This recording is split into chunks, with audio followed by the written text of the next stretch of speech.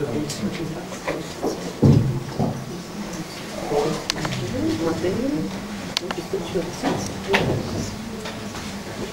thanks very much, and thank you very much for inviting me here. I should say that the Stockholm Museum Center is funded by Mistra, so it used to be a government body, but it's a private foundation, or a foundation.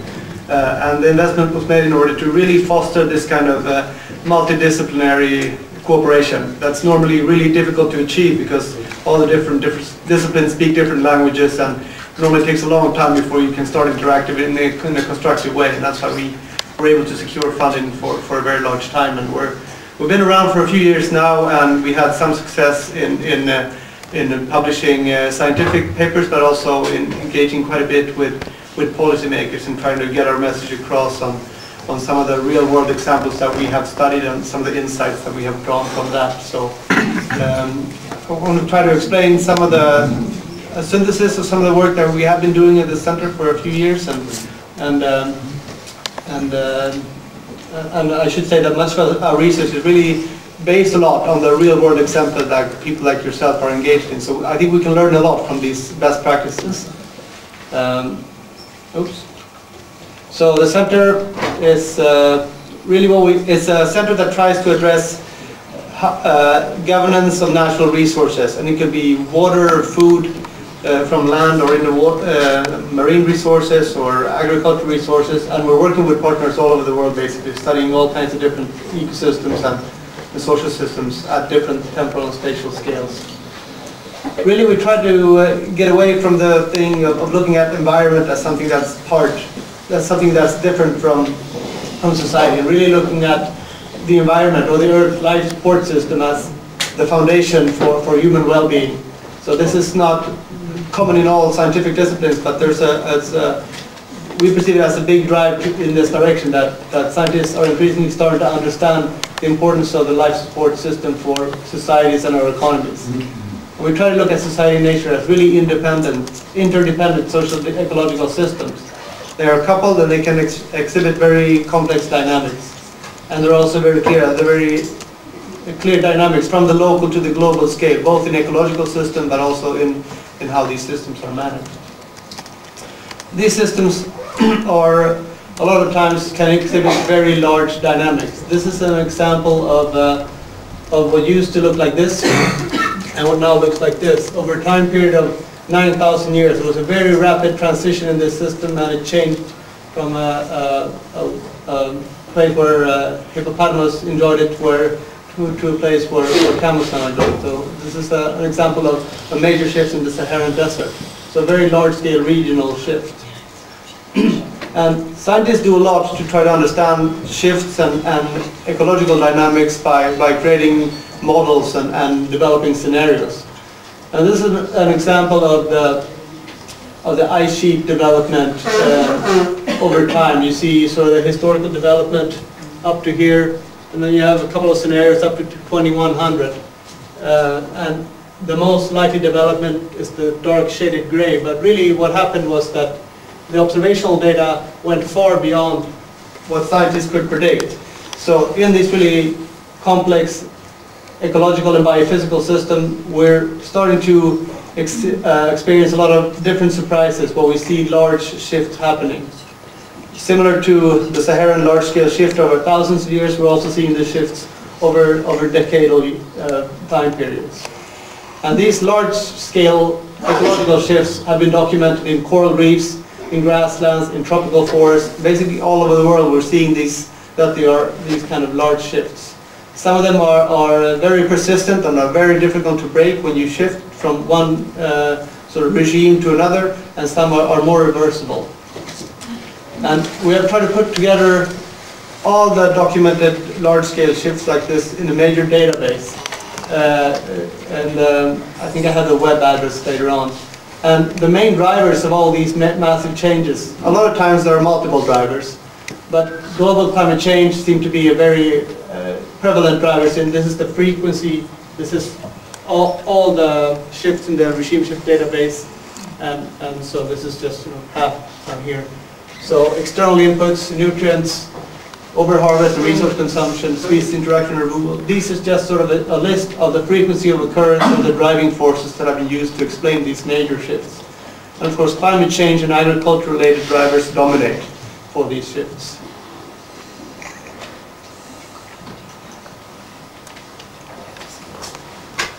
And the main impacts of this shift, the most affected ecosystems. It's a very surprising picture. That's not what it looked like when I put it together. Anyway, forget about this because I don't know what happened to that one. But there's all kinds of ecosystems are impacted basically, I guess. And I don't know what happened with that one. But what's really interesting is that in all the different shifts, you have some kind of impact on livelihood and economic activities. So these are shifts that really have a direct impact on human well-being.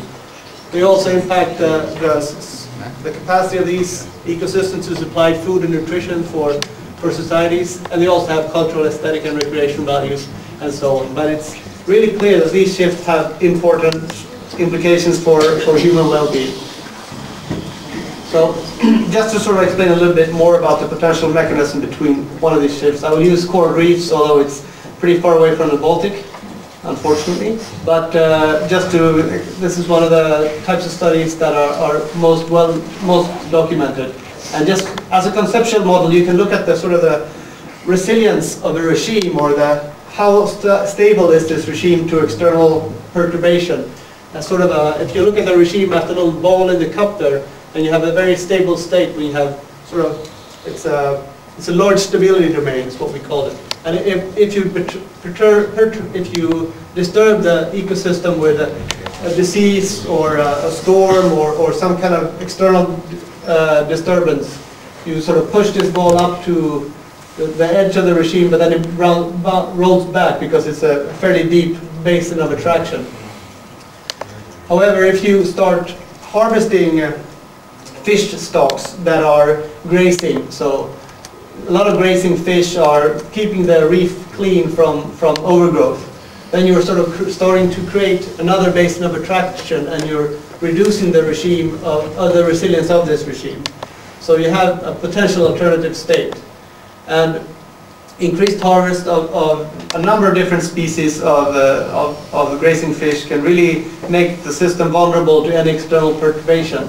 And then if you start adding nutrients, you don't have any grazing fish that can take care of all that overgrowth on the coral reefs, and you're making it really vulnerable. And then if there's a flash flood that's increasing nutrient, or a disease or a storm or anything like that, you can really have a dramatic change because you made the ecosystem more vulnerable, you reduce the resilience by removing species that are upholding some of the functions that secure the ecosystem, and then you can tip it into a different regime. And as I said, some of these regimes are really difficult to reverse. And when we compared some of the ecosystems in some of the coral reefs in Australia to the Caribbean, it's very clear that the Caribbean, that's a lot more over-harvested fish stocks, is a lot more vulnerable, and you have a lot more of these sort of negative flips into undesirable states. So we looked at these regimes in a lot of different scales, and most of them are very local or small-scale ecological regime shifts. And now we're starting to understand, or we're starting to address at least, are there any safe boundaries within which we need to keep human impacts on the planet in order to keep the entire planetary system in a desirable regime. And a very large group of global change researchers around the world, led by Johan Rockström, our boss at the center, they put together they try to look at these planetary boundaries. A lot of talk, of course, is related to climate change and the implications of going beyond the 2-degree target. But there are a lot of other potential boundaries that are also could have major implications for these sort of ecological dynamics. And what they come up with was this really big list of boundaries. They were not able to quantify yet all of them, but the ones they quantified the safe operating space, they call it. It's the green circle there. And when you look at climate change, we're currently way above that safe operating space. When it comes to ocean acidification, we're still sort of within the safe operating space. And when it comes to nitrogen release and biodiversity loss, we're very far beyond where we want to be in order to be sure that we do not risk some large-scale planetary tipping points. So it's the very first attempt to try and understand, do we have some boundary condition within which we need to maintain our Earth system? So how can we deal with this? I mean, how can we deal with these very complex, multi-scale and interdependent challenges in the biophysical system? A lot of management institutions, and there's a sort of a large recognition that systems are not only linear, they can respond to this really non-linear and rapid change. And there's also a very large change over the last few decades of governments being in control of how national resources are managed, to more of a governance approach where actors are more engaged and you're managing in networks. Where instead of having top-down management, you have a very polycentric networks when regions and local governments and so on can have an important role to play. Instead of this command and control, when you think you know what will happen when you set a certain harvest rule, we're moving towards more of an adaptive co-management where we're continuously monitoring the impacts of our actions and trying to revise management strategies depending on the ecological dynamics that we're experiencing. And instead of sort of these blueprint solutions, we're moving more towards experimentation and pilot projects and testing grounds and so on for sustainability. And instead of having more only expert-driven processes, we're now working a lot more with stakeholder participation and collaborative learning. So this is sort of a general view of how resources are managed and some of the major trends that have been observed over the last few decades. So this sort of, as a common phrase called adaptive co-management, of really being adaptive and being inclusive of stakeholders. What are sort of some of the key characteristics of that? A first fundamental thing is to build knowledge of the ecosystem dynamics. Are we close to a tipping point? What kind of risks are we experiencing in the system? And we need to feed that sort of knowledge into some adaptive management processes to create conditions for learning. We need to have flexible institutions that can deal with these dynamics, and we also have to be prepared for surprising change. So the first of these 4 bullet points, combining different types of knowledge. Collaborative research, where researchers are very much engaged in working together with practitioner, is one important aspect. And we're seeing several cases, particularly in North America, where, I mean, globally there's large problems with fishers, but in North America it's been a lot of really interesting experimentation where fishermen are actually part of developing the research agenda and working together with scientists to improve the knowledge. And this is creating conditions for social learning where different knowledge systems are combined and new knowledge is generated that can be improved the approach to manage resources. Science across discipline is something that's there's a big drive in our community in working cross discipline, and it's very clear that this is improving the prospects for doing relevant research. And also, of course, to focus on ecosystem services has proven an important step towards sort of making sure that we don't treat the environment and that particular butterfly or that particular species by itself, but really trying to understand what are the ecosystem services that are being produced in this system and how are they relevant for different stakeholders, for different incentives. And you're probably very well aware of the concept of ecosystem services, but just in general there's provision and regulating and cultural services. And I think one of the main things that we're seeing in some of the success studies is that moving from sort of biodiversity conservation to understanding the role of ecosystem services is really creating potential for identifying synergies between different interests and different interest groups. And speaking of regional identity, I think we did a survey when we looked at 1,000 individuals in all Baltic Sea countries, asking them to what extent they were using the Baltic Sea for their recreation or any ecosystem services from the Baltic Sea. And surprisingly, it was a very high response rate of all countries really using the Baltic Sea as something that they identify with and something they really use. I think there actually is quite a bit of regional identity related to the Baltic Sea itself among the countries. And using this concept of ecosystem services, just to name a few examples, we looked at water harvesting in Ethiopia and sort of try to making trade-offs between different ecosystem services in agroforestry in the Brazil and using a number of different rice varieties in the Philippines. And what's really clear is that some of these best practices that are emerging from cooperation with very many different stakeholders, where science is very much engaged in working together with these stakeholders. And this is creating good practices that really spread. So it's really neat for me to read through the findings of the EcoRegion, because there's a lot of really interesting things in there. And what's really nice with these examples is that these are really stick. They are not dependent on external funding to a large extent, because these initiatives are really improving their livelihoods by addressing sort of the ecosystem services. They are improving their livelihoods, improving their economic income, and improving their sustainability by spreading these best practices. So these best practices in all these different cases are rapidly spread throughout the country. So that kind of diffusion of social ecological innovation is really creating interesting conditions for good practices and for sustainability without sort of external inputs of funding. But many of these have been sort of supplied seed money in order to start testing methods and in order to engage with different stakeholders and so on. So with that sort of tipping them away from unsustainability practices, and those sustainable practices are really spread. There's also a more close to home example of trying to balance all these different trades off and working with ecosystem services. This is an example, and I heard a lot of Swedish conversations, so many of you may be familiar with this, but this is Kosterfjorden, a small deep water trench on the west coast of Sweden that hosts the largest concentration of actually corals, deep water corals in the region. And you may see here the depth profile in some areas where there are very large concentrations of corals. And the 10 years ago now, the Swedish government wanted to make this a national marine protected area. This was, of course, met with a lot of local opposition because there was active shrimp trawling in this area. And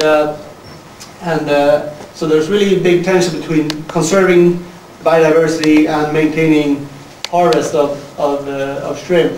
So what happened was that the plans for a national park were postponed, and a regional group of different stakeholders from small-scale fishermen, anglers, local authorities, environmental NGOs, regional authorities, central authorities, researchers, and commercial shrimp fishermen start to get together and figure out how they can manage these different trade-offs.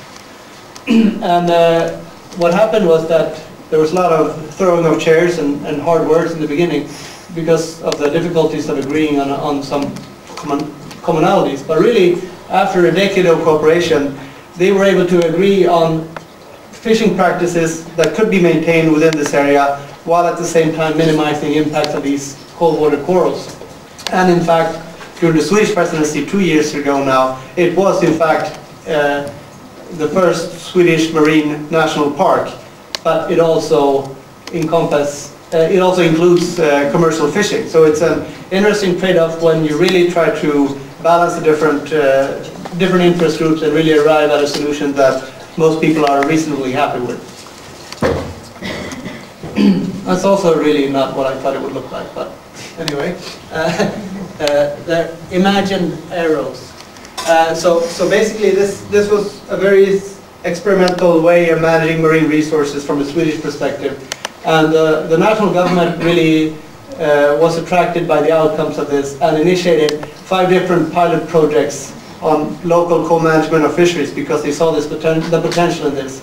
And since then there's been another number of other types of initiatives somewhat similar in sort of multi-stakeholder local initiatives to manage marine resources in Sweden. So good ideas and good outcomes really spread fast.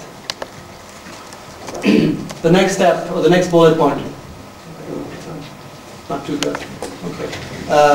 Feed knowledge into adaptive management to create conditions for learning.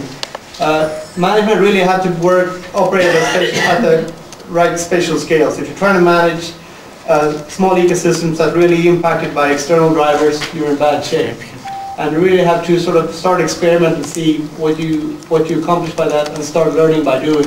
And that's also creating a lot of trust between different actors, and you can exchange different views and competence.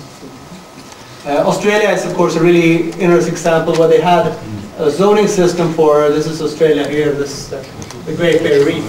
They were zoning a small area of the reef for several years, and then they started to understand sort of the interconnectedness of, this is one species that has a life history that sort of reaches all of the different types of habitat within the reef.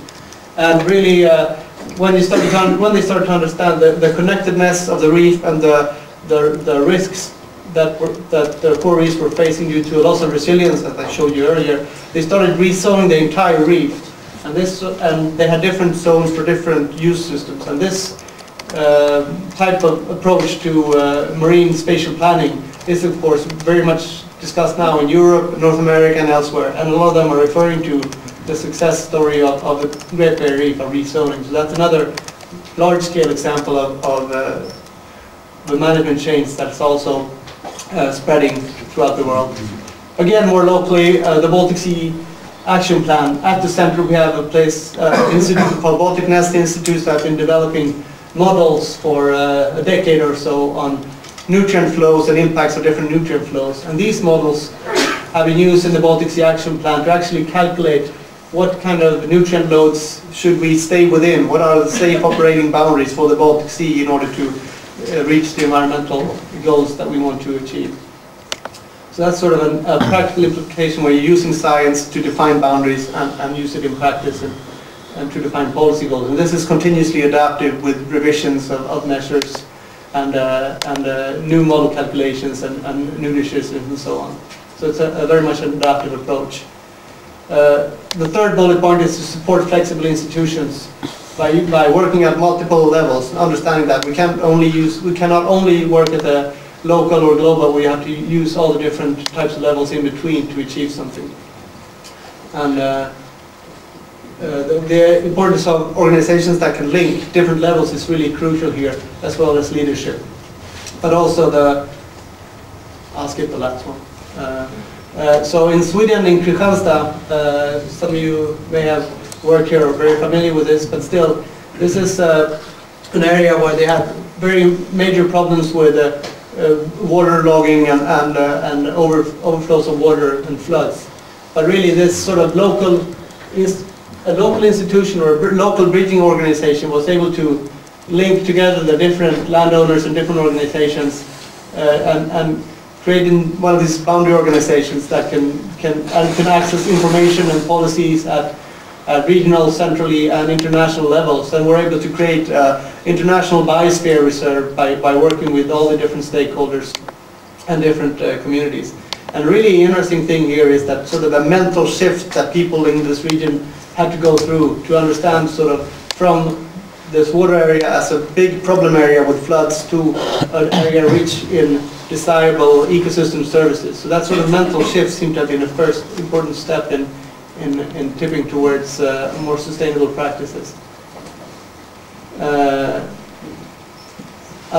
There's a lot of our studies talk about the importance of frame creativity. So having some coherent policy goals in which you can direct your activities. And in national perspective, the national environmental policy has some kind of environmental quality objectives that sort of stakeholders can direct their activities towards.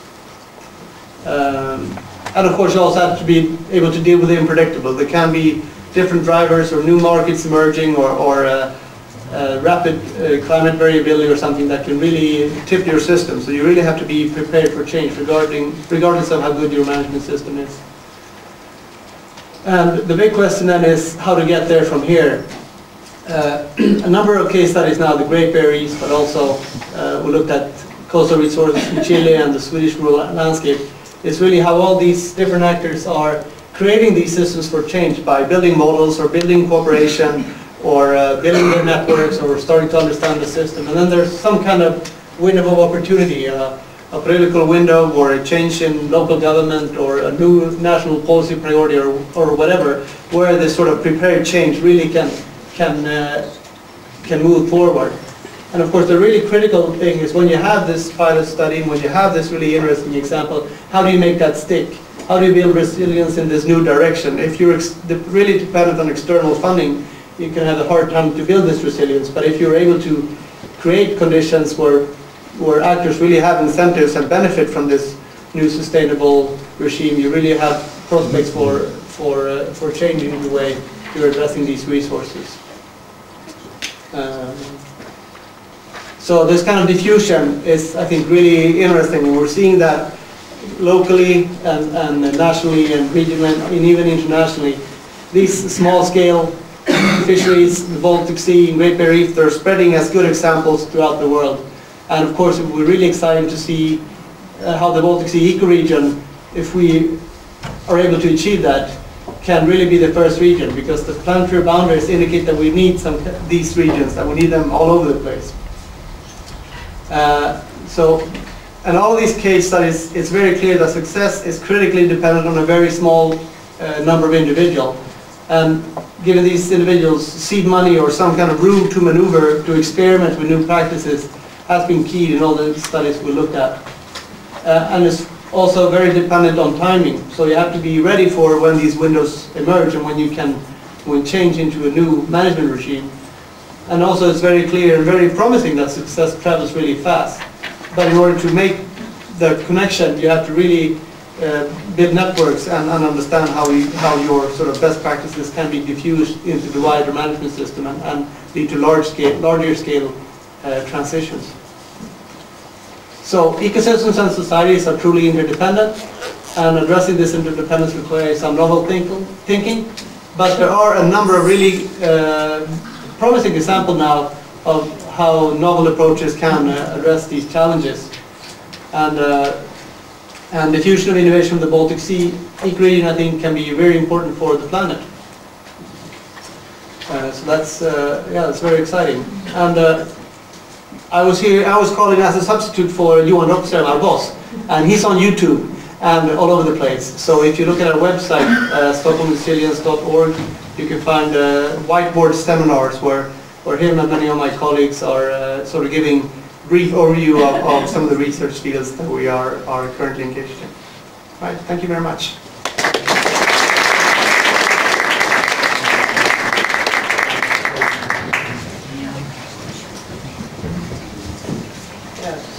Thank you, Mr. Bloom, for giving this inspiration for, coffee break talks, dialogues. It was not only an inspiration, it was of course always nice to see samples where others here in the room have actually been involved, and I hope that maritime special planning, that the Baltic Sea region, that in future presentations you will show the Baltic Sea region as the model for maritime special planning. I give now the floor to Dörte Ratzmann, who had the difficult job to coordinate this whole variety of partners in the EcoRegion project over the last 3 years. Dörte, please, the floor to you.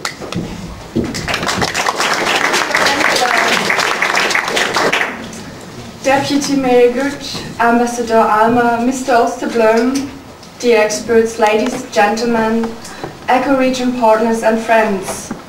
I would like to cordially welcome you to our CBSS Baltic 21 EcoRegion Final Conference here in Gdyni. I always love coming to Poland, a country of warm hospitality, a country which is successfully holding the EU presidency and which is a close partner in regional and bilateral cooperation.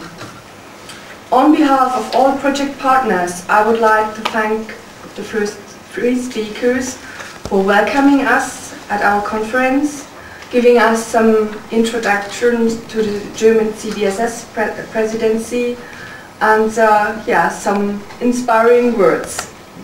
It's a great pleasure and honor for me to provide you an overview of the last 3 years Baltic 21 EcoRegion at this opportunity. Today I'm not here only in the capacity as lead partner of EcoRegion project, but also as a representative of the German presidency of the Council of the Baltic Sea States. My ministry holds the chairmanship in one of its expert group called Expert Group on Sustainable Development Baltic 21. Promoting a sustainable, ecological green economy in the region is one of our key priorities within the presidency. EcoRegion is among other projects that will be used for policy inputs to CBSS, EU and UN policies and strategies.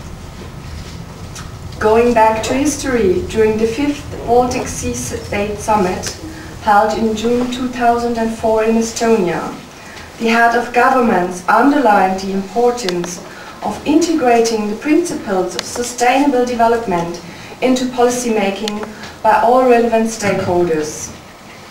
Furthermore, the leaders of the region expressed the wish of making the Baltic Sea region an eco-region for sustainable development, covering the economic, ecological and social spheres.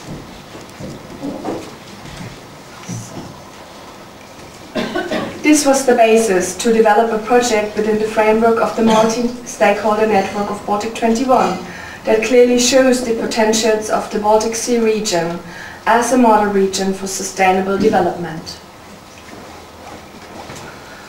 Led by the Federal Ministry for Environment, Nature Conservation and Nuclear Safety of Germany and co-financed by the ERDF Baltic Sea Region Programme, the project brought together experts and organizations from 8 key sectors involved in sustainable development. And these are agriculture, education, energy, forest, industry, spatial planning, tourism and transport, as well as 12 regions active in sustainable development processes from all Baltic Sea region countries. The EcoRegion project is a Baltic 21 Lighthouse project as well as a flagship project of the EU Baltic Sea region strategy and therefore considered a high visibility project with clear aim of developing and testing practical solutions for sustainability in the region. Over the course of the last 3 years, these partners have actively engaged in an intensive interregional, cross-sectoral and sectoral regional dialogue in order to discuss and enhance understanding on suitable measures for promoting sustainable development within the Baltic Sea region. Communication is a key of success. The benefits of working in this interregional, cross-sectoral and sector-regional manner lie in opening discussions between different professionals, in mutual learning, and through this process of multi-level dialogue in committing people to the work on sustainable development. Exchange of information with other regions and especially getting inspiration from them was an important aspect of EcoRegion. The dialogue among regions that face similar or other challenges and promote similar or different solutions help to reflect one region's own situation and future steps. The exchange of regions with sector partners enabled fruitful discussions on effective measures, for example on nature conservation, tackling transport challenges or reducing greenhouse gas emission, just to mention a few areas of cooperation. Let me illustrate this with some examples. Lahti has good potentials to become a biosphere reserve on the basis of its rich and diverse nature areas. Within EcoRegion, Lahti explored possibilities to apply the UNESCO Biosphere Reserve concept in its area.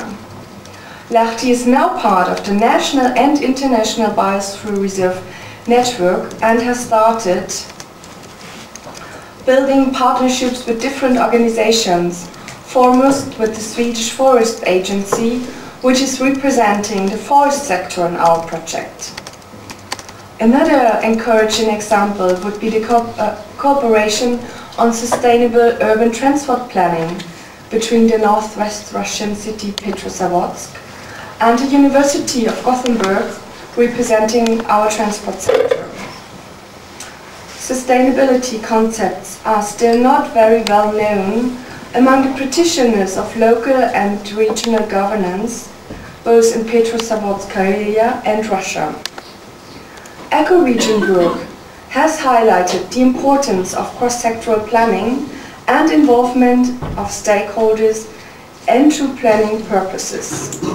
Thus, when Petrozavodsk started now to work on the elaboration of a new city development concept, it will be done on the basis of these two concepts. A public discussion will be organized on the new development concept, and the new concept will be compiled on the basis of different sector development programs. All project activities and resulting outputs were based on the combined expertise matching different sectoral perspectives with practical experience from regional actors, both from urban as well as rural areas, covering both Western as well as Eastern Baltic Sea region. The challenge has been to find a common language. The cooperation process was fostered by a series of structured transnational workshops, study visits and focus groups where EcoRegion partners engage in various forms of collaboration in order to develop the following outputs. 10 model regions and cities have been preparing strategic plans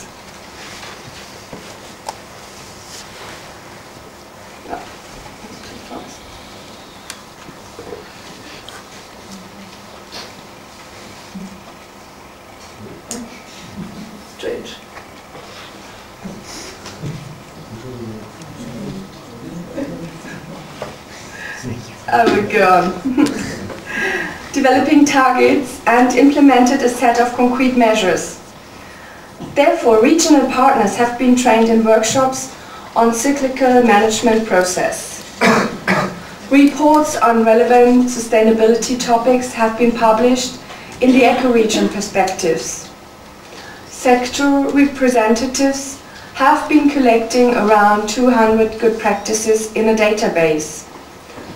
Analytical background papers have been conducted that have contributed to the development of the Baltic 21 mandate and the CBSS strategy on sustainable development 2010-15.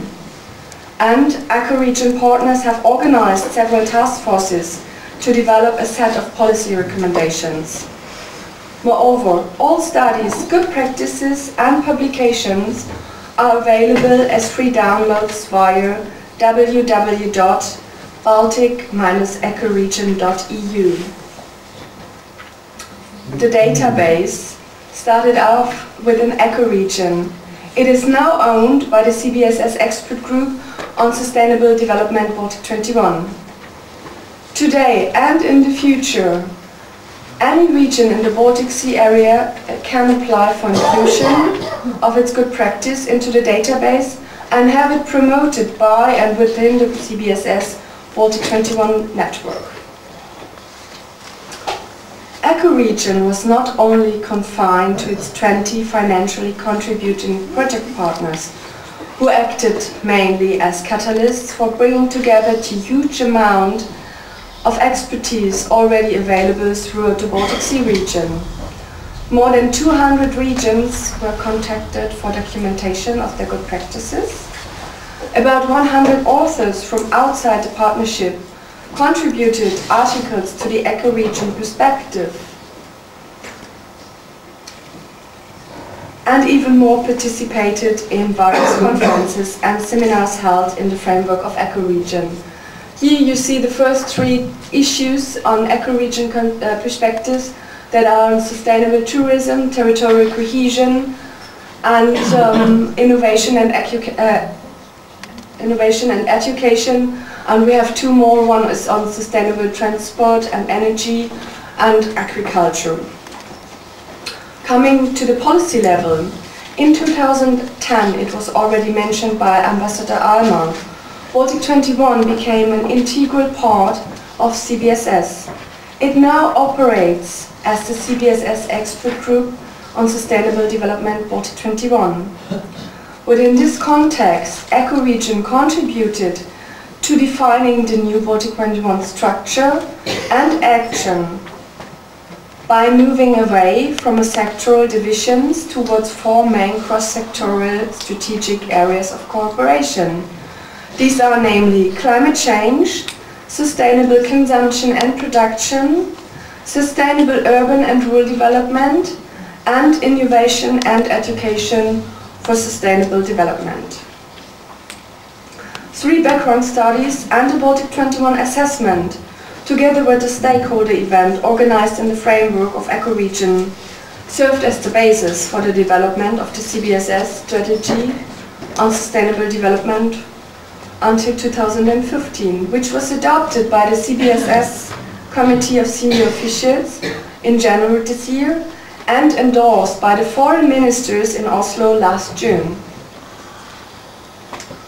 The EcoRegion policy recommendation and the resulting Gdyni declaration, which you will be introduced to in the afternoon session, were prepared to give key input to the discussion on future priority areas, measures and actions within the Baltic Sea region, especially in view with further implementation of the EU strategy for the Baltic Sea region and the preparations of the next European Territorial Cooperation programming period. The policy recommendations, which have been elaborated in the project, center around the following 6 topics: integrated management of natural resources, sustainable food systems, sustainability in tourism, renewable energy, access and mobility, and youth, democracy and culture. These 6 focus areas were chosen jointly by project partners on the basis of their importance for sustainable development as well as of their cross-sectoral nature and sub-regional relevance. These recommendations indicate fields for future policy actions based on the experience gains, gaps and needs encountered by project partners while implementing project activities. We hope that our recommendations will be taken up by numerous relevant BSR policymakers and actors. During our conference, we will show the variety of conclusions which can be drawn from the applied integrated approach in the project where regions, sectors as well as transnational and national policymakers engaged in mutual exchange of experience. Moreover, the conference shall also give an outlook on necessary future steps to be taken in the coming years in order to bring the Baltic Sea region a step closer to its ambition of turning into the world's first eco-region, where economical growth goes hand in hand with environmental integrity and social justice. You will find numerous references and links in our final report. Now, it looks like this. That is called EcoRegion Findings, which I encourage you to consult if interested in one or more specific topics. In fact, no other region in the world has such a strong track record when it comes to sustainable development, both in principle and in practice. As a flagship project of the EU Baltic Sea Region strategy, EcoRegion made a major contribution to significantly more coordinated actions on sustainable development. With a view to the Rio+20 process, the question of sustainable development is more topical than ever before, focusing on green economy, green growth, sustainable economy, issues that currently topping the political agenda. In traditional setting, sustainable solutions are only looked for one sector or one specific region, and integrated approaches were often not possible. In our EcoRegion project, we found solutions to overcome this barrier and applied methods and tools to provide these integrative solutions for a more sustainable region. Within the conference, we can only provide a glimpse of our project results and outputs. On that note, I wish everyone here in Gdyni a successful conference with interesting discussions about the outcome of our project and ideas for further future cooperation. Thank you for your attention.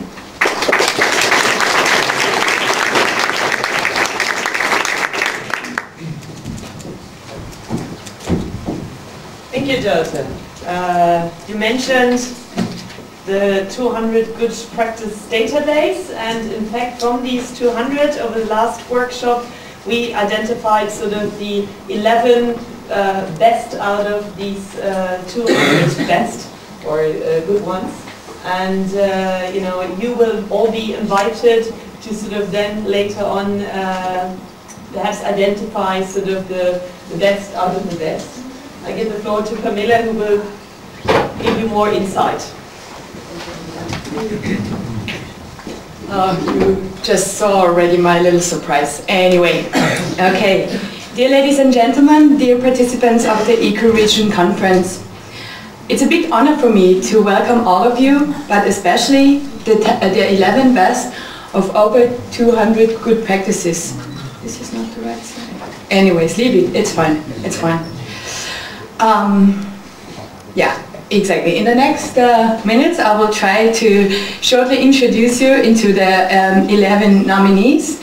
But as Angela already mentioned, you will have the opportunity later on at the Marketplace A to visit them in depth and to get in touch with them more. I would like to start with a quote from Franklin D. Roosevelt, who said, "To defeat, so to lose, is not the worst of failures. Not to have tried it out is a true failure." And here in our good practices, we have examples for projects that have tried something new and innovative out and therefore become real success stories. My name is Pamela Mühlmann. I work for ECLAY, an international network of local and regional governments dedicated to the concept of sustainable development. During our trainings in the Baltic EcoRegion projects, me and my colleague had the extraordinary opportunity to get to know the Baltic ecoregions and some of the collected good practices a bit more in detail. For my understanding, initiatives such as the Baltic EcoRegion project or other regional development initiatives are good opportunities to try new things out. Such projects as the Baltic EcoRegion project give a stable and reliable framework for a diverse and colorful picture. Here it is, the picture. But the content of the picture is defined by the people, the stakeholders, the citizens, the local authorities, the children, the associations and groups that get active in them. And so I took the comparison of a frame and its colorful picture to welcome you, the 11 nominee best of over 200 good practices. Here we go. These 11 projects have the following titles. Only by reading through them, one can already realize how broad and diverse this picture is. But still I tried to find some common grounds within them. For example, most of them or all of them are dedicated to the concept of quality of life. The first one on the list, Eco-Villages project, is a bottom-up initiative, fostering bottom-up initiatives for sustainable living, trying to incorporate all aspects of sustainability such as permaculture, green production or alternative energy production. Also the second project on the list, Bioenergy for Waste, tries to find alternative ways of producing gas. In the Linköping, I hope the pronunciation is right, municipality, biogas is derived from organic waste which is used as fuel for public and private transportation. The next on the list, providing environmental friendly district cooling, is also concentrated on energy production. In this case, it is the production of heat. The excess heating is used as cooling and electricity. In this project, the raw material is not bio-waste, but biomass.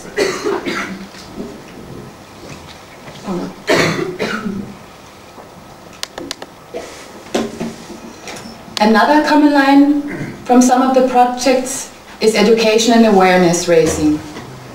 4 projects specially focus in different areas on this topic. Especially in the first 2 projects, Children's Track and measurement and reduction of energy consumption, the target group are children and pupils. The project Children Tracks aims to give children the possibility to take part in land use planning by registering their leisure time activities on a map. In the project Measurements and Reduction of Energy Consumptions, pupils were asked to measure their school, so to give grades back to their school on energy use and publish them online. The second 2 examples of good education in the content of mobility. In the Olympic Mobility Center, residents were encouraged to use more environmentally friendly forms of transportation, and mobility coaching focuses on a behavior change of invertebrate car users to change their daily life mobility habits to a more sustainable alternative.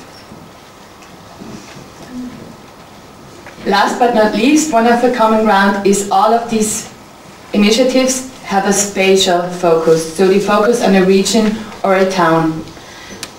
Some of them furthermore concentrate on a particularly highly valued cultural landscape, like the 4 you see now on the screen. In landscape conservation, new ways of maintaining and improving rural landscape have been tried out, and by incorporating different stakeholders, new ways to integrated agriculture and landscape policy making could have been found. Natura 2000 conflict management solves long-term conflicts between nature use and nature users and nature protectionists in a very well-known German Natura 2000 area. Promotion of sustainable agriculture and industry is a knowledge transferring project where new methods and new technologies from the agricultural business in Sweden are transferred to the Baltic countries, Estonia, Latvia and Lithuania. And finally, we are through the list now. The last project, small-scale tourism for nature conservation, is concentrated on an area in Estonia which is rich of natural and cultural resources and therefore tries to increase the touristic use of this added value of landscape. These are the 11 nominees, and of course I only very shortly introduce them to you. But you will have, as I already mentioned, enough opportunity in the afternoon in Marketplace to familiarize yourself with them, to get in interaction with them, and then in the end to decide which one of them is your favorite. As you have understood already, one of these nominees will in the end get an award for its extraordinary and fabulous engagement for more sustainable development. But from my understanding, this winner is rather an ambassador for all other remarkable ideas which can be found on our project database on the project website, which has already been referred to by Dr. Ratzmann. Coming to an end, I would like to express one more time how grateful we are that you all came here, and especially that the nominees are also active participants in this conference. I wish all of us a very successful and inspiring conference and a very nice and relaxing first coffee break. Thank you very much.